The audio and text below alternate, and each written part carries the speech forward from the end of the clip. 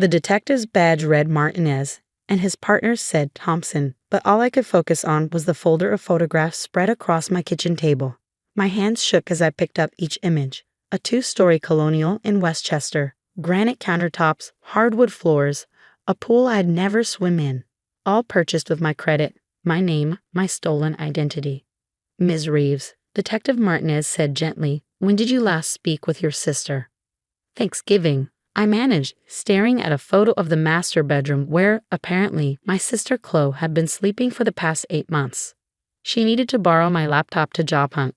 Said hers was broken. Detective Thompson made a note. And you gave it to her. For an hour, maybe 2. I was cooking, she was in the living room. I trailed off, remembering how grateful Chloe had seemed. How she hugged me and said I was the only family who still believed in her after her bankruptcy. That's likely when she accessed your personal information, Martinez said. We found searches on your laptop for how to apply for a mortgage online and documents needed for home purchase. I laughed, sharp and bitter. She couldn't even Google how to steal from me on her own computer. Actually, Thompson interjected, that was smart. If the searches were discovered, they traced back to you, not her. Made it look like you were researching the purchase yourself. Smart. Chloe had always been smart. Valedictorian in high school, full ride to Cornell, the daughter my parents bragged about while I quietly got my nursing degree from community college. But somewhere between the MBA and the third startup failure, smart had twisted into something else. How did you discover the fraud? Martinez asked. I applied for a car loan last week. Nothing fancy, just a used Honda. They denied me. I pulled up the email on my phone. Said I had too much debt, specifically a $450,000 mortgage. I thought it was a mistake. When did you realize it wasn't? When I pulled my credit report and saw the address. 47 Meadowbrook Lane. I drove there yesterday thinking I'd find some stranger who'd stolen my identity. Instead, I saw Chloe's BMW in the driveway, the one she told me she'd sold to pay off debts. The detectives exchanged glances. Martinez pulled out another folder, this one thicker. There's more to this case, he said carefully. The house at 47 Meadowbrook has an interesting history. The previous owner was Harold Whitman. Heard of him? I shook my head. He died last year. No family, no will. The house went to auction for back taxes. Your sister, or rather you, according to the paperwork, bought it for significantly under market value. Lucky her, I said bitterly. Perhaps luckier than she knew. Martinez pulled out more photos. These showed walls with holes cut in them, floorboards pried up, insulation pulled away. Mr. Whitman was what we call a cash hoarder. Depression-era mindset, didn't trust banks. We estimate he hid money throughout that house for 40 years. Hidden money? I blinked. Like in the walls? Exactly like in the walls. Also under floorboards, inside fake electrical outlets, behind bathroom tiles. Your sister found some of it during renovations. But here's the interesting part, Thompson leaned forward. She only found about $30,000. We know this because she's been depositing it slowly into various accounts, trying to avoid CTR requirements. CTR? Currency Transaction Reports. Banks have to file them for cash deposits over $10,000. She's been keeping it under that limit. So there's $30,000 hidden in the house she stole using my name. Martinez smiled for the first time. No, Ms. Reeves. According to our investigation and the forensic accountant we consulted, there's approximately $200,000 still hidden in that house. Your sister found one small catch. She has no idea about the rest. The room spun slightly. I gripped the edge of the table. $200,000? Conservative estimate. Could be more. Mr. Whitman sold his plumbing business in 1987 for $500,000 cash.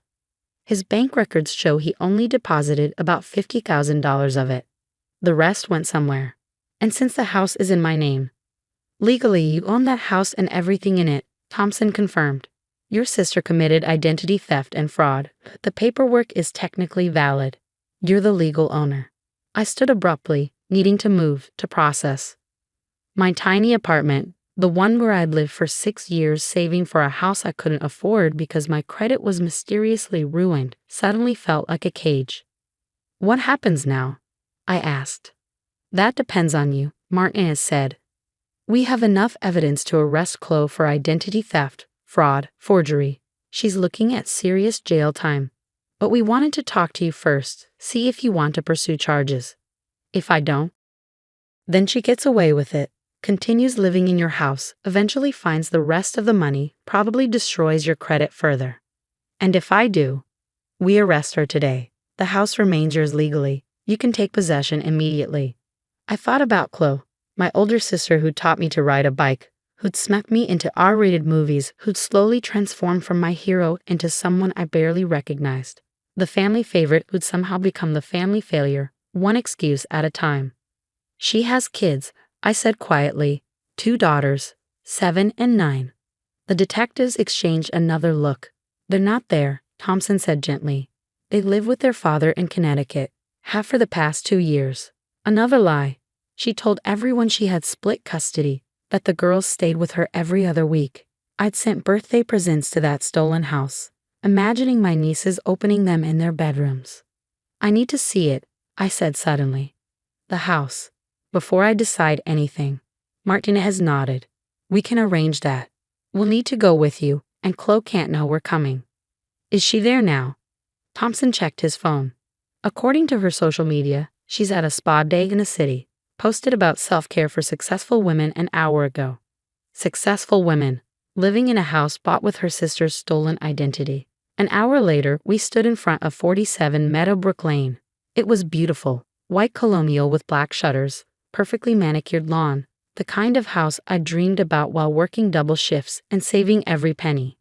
The locksmith will meet us here, Martinez said. Legal requirement when serving a warrant, even though technically you own it. While we waited, I studied the neighborhood. Kids riding bikes, someone walking a golden retriever, normal suburban life happening around my sister's crime scene. The locksmith arrived and worked quickly.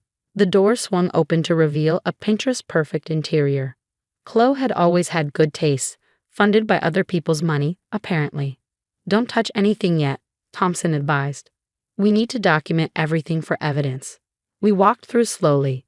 Every room was staged like a magazine shoot. The kitchen had appliances I'd never be able to afford. The living room featured furniture that cost more than my car. And everywhere, photos of Chloe. Chloe at graduations, mine wasn't displayed. Chloe with business partners. Chloe accepting awards for businesses that have failed.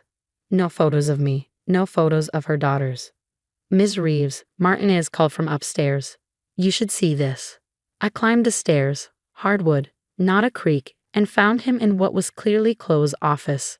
Vision boards covered one wall. Dreams of wealth, success, fame. And in the center, a list titled Assets to Leverage. My name was at the top. Below it, excellent credit, stable income, too trusting. She planned this, I said numbly. For a while, based on these documents, Thompson said from the doorway. He held up folders. She researched your credit score, your savings patterns, even your work schedule. She knew exactly when to strike. I sank into the desk chair, ergonomic, expensive, and tried to process the betrayal. My own sister had studied me like a mark, had cataloged my trusting nature as an asset to exploit. Where's the money? I asked. The $30,000 she found. Martinez pointed to the corner of the room where a section of drywall had been poorly patched. Started there. Based on the deposit patterns, she's been finding about $5,000 at a time. And the rest? That's the interesting part. He pulled out a tablet, showing me thermal imaging scans. We had a specialist scan the house yesterday after getting a warrant. See these areas? He pointed to several bright spots on the walls. Those are inconsistencies in the insulation, classic signs of hidden catches. There are dozens of them. I breathed. 73, to be exact. Your sister found one by accident during renovation. She has no idea she's sitting on a fortune. The irony was delicious. Chloe, who'd stolen my identity for a house, was living above hundreds of thousands of dollars she didn't know existed. My phone buzzed. Chloe, texting from her spa day. Can you loan me $500? Spa went over budget and my cards are maxed. You know I'm good for it. I showed the detectives. They documented it. The audacity, Thompson muttered. Make your decision, Ms. Reeves, Martinez said gently. Do we arrest her when she comes home, or do we leave and pretend this never happened? I looked around the office. At the vision boards, the expensive furniture, the life built on my stolen identity. Then I thought about my cramped apartment, my denied car loan, the vacation I couldn't take because my credit was ruined. Arrest her, I said quietly, but let me be gone when you do it. I don't want to see her face. And the house? The money? I'll take possession of what's legally mine. All of it. The next 3 hours were a blur. Papers signed, locks changed, security system passwords reset. A forensic accountant arrived to oversee the money extraction. They found $47,000 in the first bedroom alone, wrapped in plastic and tucked behind insulation. I sat on the front porch, my front porch, as they worked. Neighbors walked by curious. I wondered what Chloe had told them. Probably that she was a successful entrepreneur, not an identity thief living in her sister's name. My phone rang, an unknown number. This is a collect call from the Westchester County Detention Center. I declined and blocked the number. By evening, they'd found $183,000. Still more to go, the specialist assured me. But they needed proper equipment to get to some of the harder-to-reach places without damaging the house. My house. What will you do now? Martinez asked as they prepared to leave. I don't know, I admitted. This morning I was worried about affording a used Honda. Now I own a house and have almost $200,000 in cash that smells like old insulation. It's legally yours, he reminded me. The previous owner is deceased, no heirs. You own the house and contents. Your sister's crime doesn't change that. After they left, I wandered through the house, my house, trying to process it all. In the kitchen, I found Chloe's journal. Recent entry, found another $5,000 today. At this rate, I'll have enough to flee the country by Christmas. Becca will never even know what hit her. Becca. She'd nicknamed me that in kindergarten.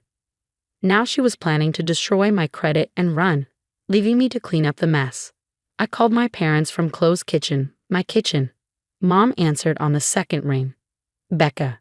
How are you, sweetheart? Chloe was just telling us about her new business venture. So proud of her for bouncing back. Mom, Chloe's been arrested. Silence.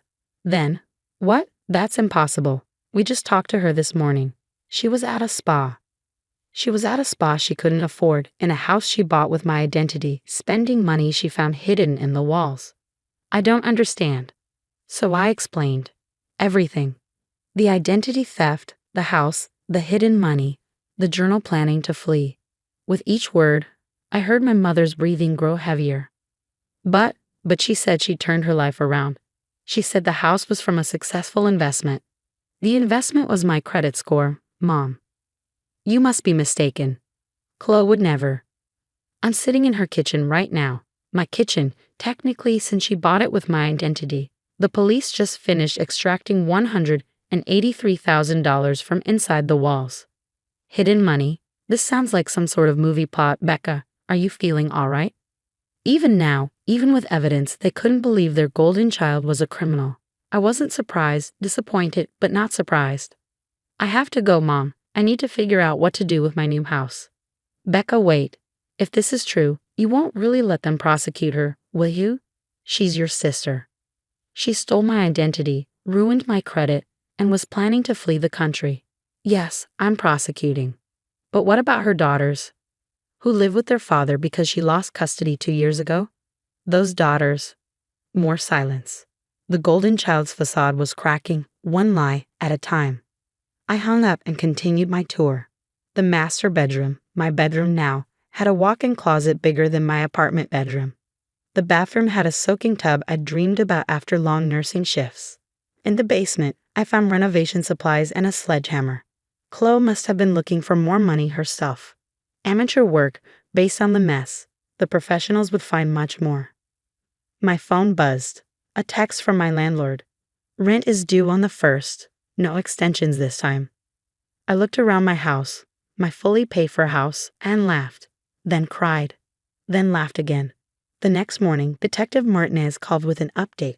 Chloe had been formally charged with identity theft, fraud, and forgery. Her bail was set at $100,000. She asked if you bail her out, he said. Said you owe her for all the time she helped you with homework in school. Homework? She means the time she made me do hers so she could party. I'll tell the DA that's a no. Definite no. Also, the forensic team wants to return today. They think there's significant money in the basement foundation. I agreed, then called in sick to work. First time in 5 years. My supervisor was shocked. Are you okay, Becca? This isn't like you. I'm fine, I said, staring at my reflection in clothes. My bathroom mirror. Just dealing with some family issues. The forensic team found another $67,000 that day.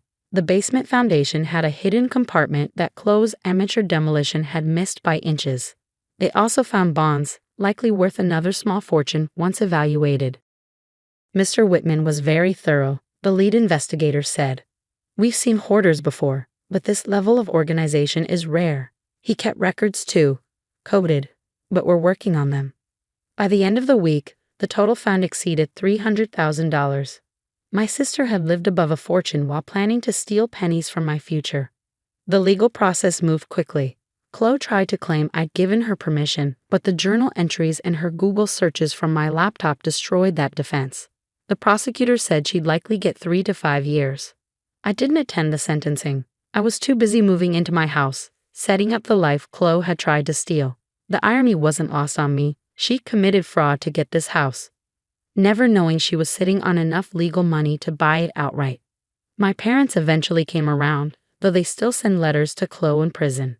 They don't visit me at the house. Too painful, Mom says, to see what Chloe lost. I don't correct her. Chloe didn't lose this house. I gained it.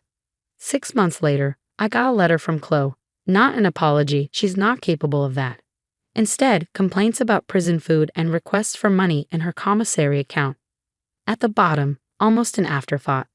Did you ever find anything else in the house? I didn't respond. Let her wonder. Let her spend her nights in a cell, thinking about the walls she never checked, the fortune she never found. I kept one photo of us from childhood, before she became the golden child and I became the mark. 2 sisters on a swing set, laughing. I don't know when she stopped seeing me as family and started seeing me as an opportunity, but I hope she remembers that photo too. The house is different now. I've made it mine, photos of friends, my nursing degree on the wall, no vision boards about leveraging other people's assets. The money is invested properly, growing legally, secured against any future attempts at theft. Sometimes I walk through the rooms and think about chances. The chance that Chloe chose to steal from me. The chance that she picked that exact house. The chance that Harold Whitman distrusted banks enough to create my unexpected fortune. Mostly though, I just live. In my house, bought with my stolen identity, funded by money my sister never found. Justice has a strange sense of humor sometimes, and occasionally it hides $300,000 in the walls.